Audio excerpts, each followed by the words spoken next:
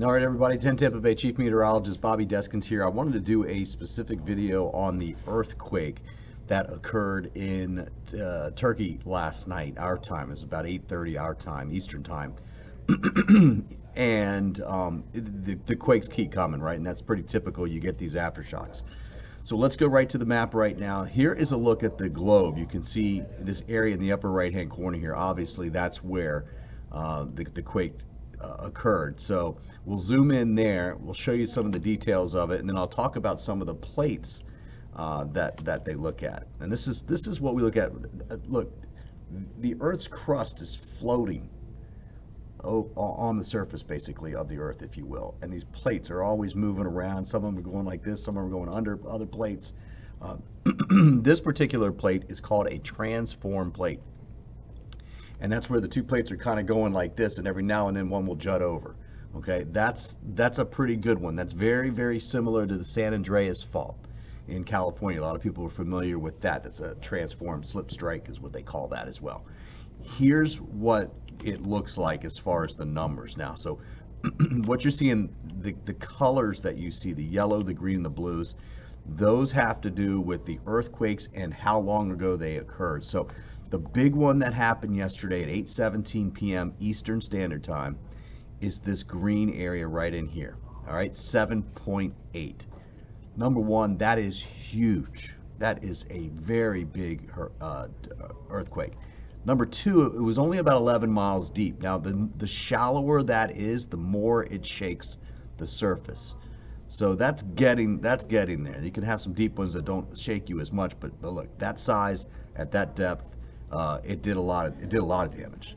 Nearly 2,000 people dead at this point, and that number will likely climb. Now, the greens that you see here are all the earthquakes that we've seen in the last 24 hours. But you see the yellows, those are the quakes within the past 12 hours. And look what happened earlier this morning. I mean, we had a 7.5 at about 5:24 a.m. Eastern Standard Time, north of here. Now there's a fault line that runs right in here. It's right in between the two plates, really, sitting right in there. So where this is occurring makes sense.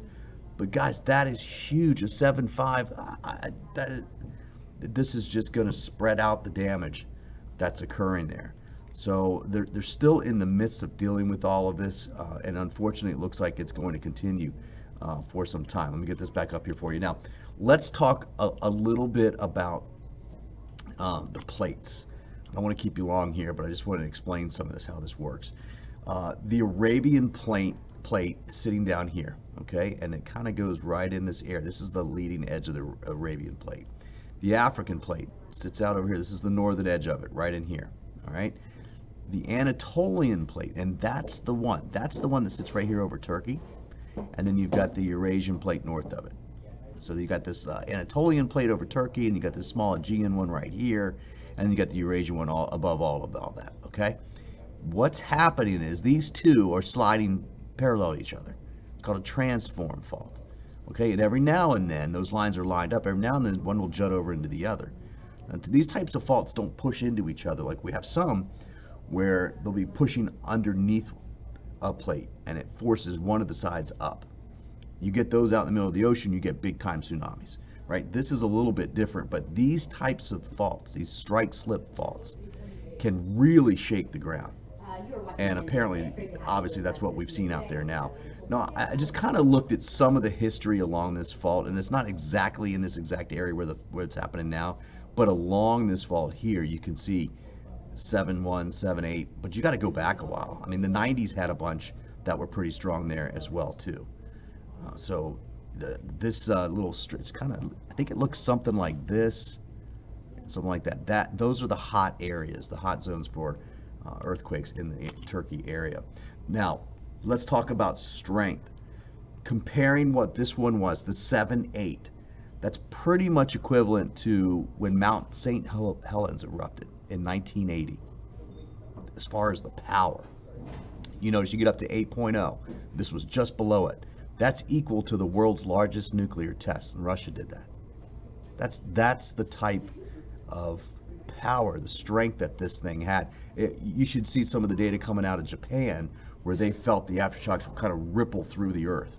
and they measure that. They've got all kinds of great sensors in Japan, and they could see it coming as it came through. If you look at just kind of like tons of explosives, a 7.0 is about 1 billion pounds of explosives.